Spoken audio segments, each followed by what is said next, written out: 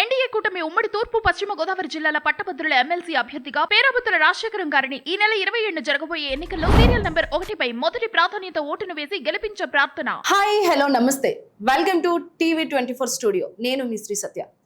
ఈరోజు మనతో ఉన్న స్పెషల్ గెస్ట్ ఎవరంటే, ఈయన గురించి చెప్పడం కన్నా ముందు గ్లోబల్ స్టార్ రామ్ చరణ్ గురించి చెప్పాలి. గ్లోబల్ స్టార్ రామ్ చరణ్ గారు సినిమాల్లోనే కాకుండా రియల్గా కూడా ఈయన హీరోనే.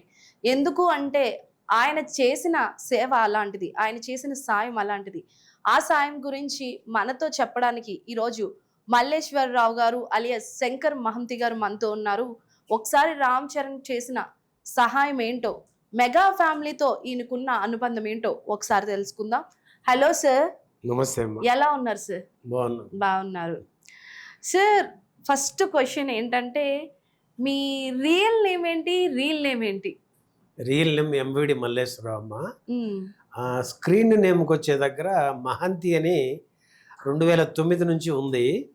2021 నుంచి శంకర్ మహంతిగా మారింది. అంటే చిరంజీవి గారి పేరు ఎలాగో శంకరే, ఆ విషయం అందరికీ తెలుసు. మీరు కూడా అందుకనే శంకర్ అని పెట్టుకున్నారా ఏంటి? అంటే ఇదంతా అరుణాచలుడు రమణుల అనుగ్రహం అమ్మ. శివరీత్యా శివతత్వం కనుక ఎక్కడున్నా అవన్నీ కనెక్ట్ అయిపోతాయి. ఓకే, శివతిత్య అన్నారు కాబట్టి ఫస్ట్ నేను శివుడు గురించే మాట్లాడతా. అరుణాచలం దేవుడు పిలిస్తేనే కానీ దేవుడు అనుగ్రహం లేనిదే మనం అక్కడికి వెళ్ళలేమంటారు. అలాంటిది దేవుడు అనుగ్రహం మీకు ఉందని అనుకుంటున్నారా? అవును. ఎన్నిసార్లు వెళ్ళారు సార్ అరుణాచలం? 2016లో వెళ్ళాము ఒకసారి, 5 days ఉన్నాం. 2018లో వెళ్ళి నేను నా మిస్సెస్ 40 రోజులు ఉన్నాం. ఇక 2020కి వచ్చేపాటికి 9 మాసాల 18 రోజులు ఉన్నాను అక్కడ. ఆ తండ్రి అనుగ్రహం అంతా ఉంది, శివయ్య అనుగ్రహం. మీరు ఇండస్ట్రీకి ఎప్పుడు వచ్చారు సార్?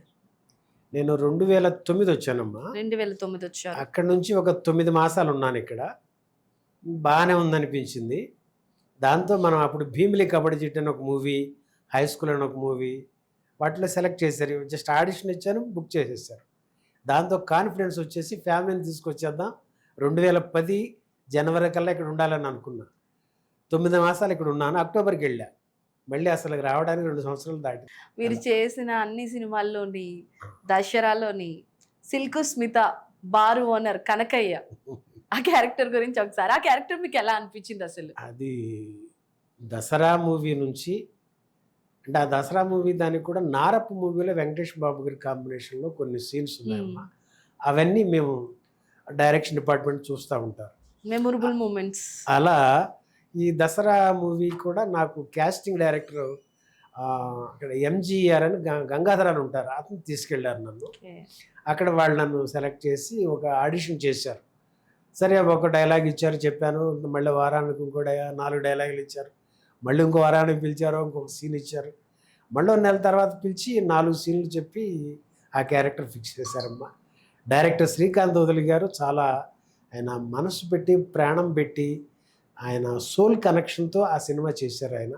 అందులో నాకు వేషం ఇచ్చి ప్రోత్సహించడం నా అదృష్టం అమ్మది. అది ప్రజలు దాన్ని నన్ను గుర్తిస్తున్నారు. కొంచెం దసరాలో చేశారు కదా మీరని.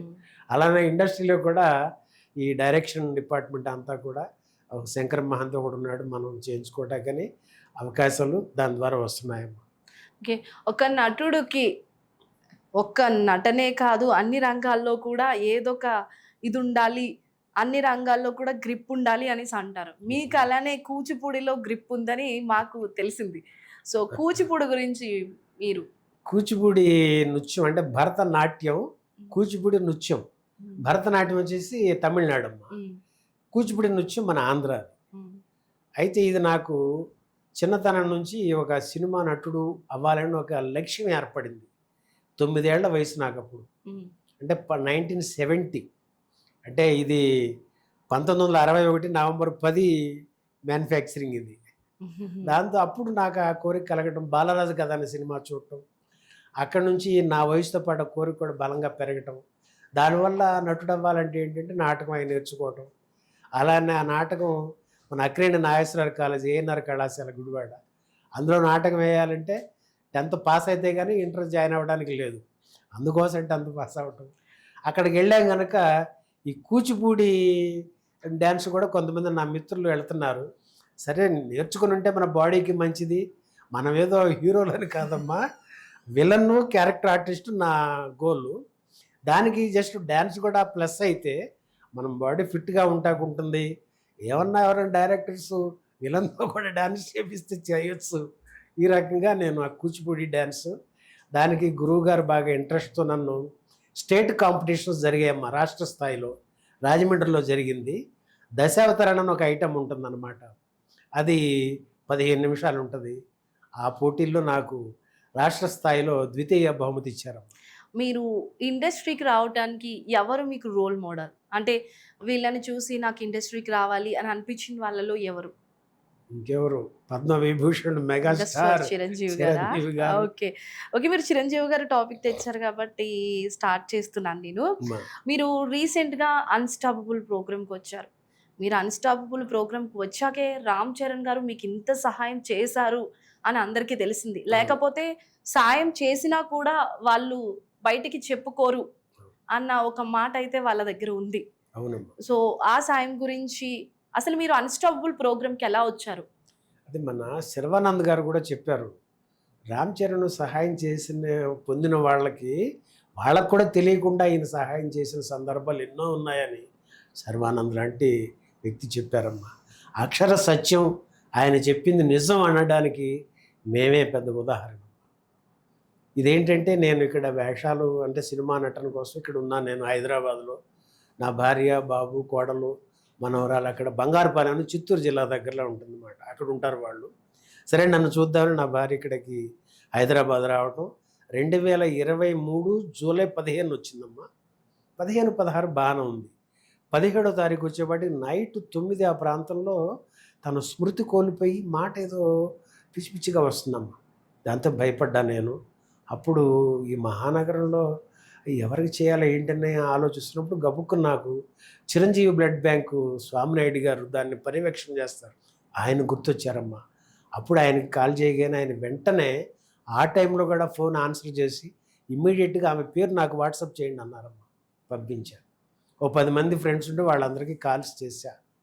కృష్ణానగర్లో ఉంటున్నా, పెద్ద వర్షం, రోడ్లన్నీ మునిగిపోయినాయి. ఒక అంబులెన్స్ వచ్చిందమ్మా. ఆ టెన్షన్లో మేము ఎక్కాము. అపోలో హాస్పిటల్కి తీసుకెళ్ళిపోయారు. అక్కడ ఈమెని రిసెప్షన్కి వెళ్ళగానే పేరేంటి అన్నారు. అంటే వెంకటదుర్గ అని చెప్పా. మీరా రండి అని, బెడ్ రెడీగా ఉంది, డాక్టర్స్ రెడీగా ఉన్నారమ్మా. ఇమ్మీడియట్గా వాళ్ళు ట్రీట్మెంట్ బిగిన్ చేశారు. ఒక గంట తర్వాత 24 అవర్స్ వరకు మేము చెప్పలేమండి అన్నారు. ఆ తర్వాత తెల్లారి మళ్ళీ చూసి స్పెషలిస్ట్ వచ్చారు, చూసి 48 అవర్స్ వరకు చెప్పలేమన్నారు. దాంతో నాలో ఆందోళన ప్రారంభమైంది. అంత లైఫ్ అండ్ డెత్ క్వశ్చన్ లాగా అయిపోయింది ఏంటని చాలా బాధపడుతున్నా. అప్పటికే 2 కరోనాలు ఇవి అయిపోయినాయి, 22 అయిపోయింది, 23 ఈ పరిస్థితిలో ఉన్నాము. వేషాలు కూడా కాస్త తక్కువగా ఉన్నాయి. అప్పటికంత నాకు ఇదిలో లేను. ఈ పరిస్థితుల్లో నేను అపోలో హాస్పిటల్లో ఒక స్పెషలిస్టులతో విఐపి ట్రీట్మెంట్ జరుగుతుంది కదా, బిల్ ఎంత అవుతుంది ఏంటని నాకు ఆందోళన కలిగింది. అప్పుడు బిల్లింగ్ కౌంటర్ దగ్గరికి వెళ్ళానమ్మా. వెళ్ళేసి అక్కడ అడిగితే అమ్మా ఎంత అవుతుంది ఏంటని అడిగితే, మాకు పైనుంచి ఫోన్ వచ్చిందండి, మీరు ఆందోళన పడక్కర్లేదని చెప్పారమ్మా. పైనుంచి ఫోను అంటే నాకు అర్థం కాల. సరే ఎట్లాగా అని ఒక ఆలోచన వెనక్కి వెళ్ళాను. ఇప్పుడు స్వామినాయుడు గారు పేషెంట్ని వాట్సాప్ చేయండి అన్నారు కదా, అది గుర్తొచ్చి స్వామినాయుడు గారికి ఫోన్ చేశానమ్మా. సరే ఏంటి ఇట్లా అని అంటే, అవునండి అన్నయ్య చిరంజీవి గారి దృష్టికి తీసుకెళ్ళాము, చరణ్ బాబుకి చెప్పారు, చరణ్ బాబు ఉపాసనమ్మ గారికి చెప్పారు, తను హాస్పిటల్ వాళ్ళతో మాట్లాడి ఇమ్మీడియట్గా ఆ ఏర్పాట్లను చేశారని చెప్పారు. అప్పుడు నాకు తెలిసిందనమాట ఇలా జరిగిందా అని. అప్పటి వరకు అసలు నాకు తెలియదమ్మా. దాంతో ఏమైందంటే అప్పుడు నాకు ఈ అన్‌స్టాపబుల్‌కి రావడానికి కూడా ఆహా ఛానల్ ఓటీటీ ద్వారా దానికి మన క్రియేటివ్ టీమ్ అని ఉంటారు కదా, వాళ్ళు కాంటాక్ట్ చేశారు నన్ను. నా నెంబర్ని మన బ్లడ్ బ్యాంకు స్వామినాయుడు గారి దగ్గర తీసుకున్నారంట. మీకు ఇలా వైద్య సేవలు అందినవి, ఆమెకి పునర్జన్మనిచ్చారంట కదా, ఏంటి ఆ విశేషాలు, మీకు అసలు ఎలా జరిగింది ఏంటని అడిగితే అన్నీ చెప్పానమ్మా. అప్పుడు వారు ఇదయ్యి మీరు ప్రోగ్రాంకి రావాల్సి ఉంటుందని అన్నారు. అలా ఆహా ప్రోగ్రామ్ అన్‌స్టాపబుల్ రావడానికి ఓకే సార్. ఇంత నేపథ్యం జరిగిందమ్మా.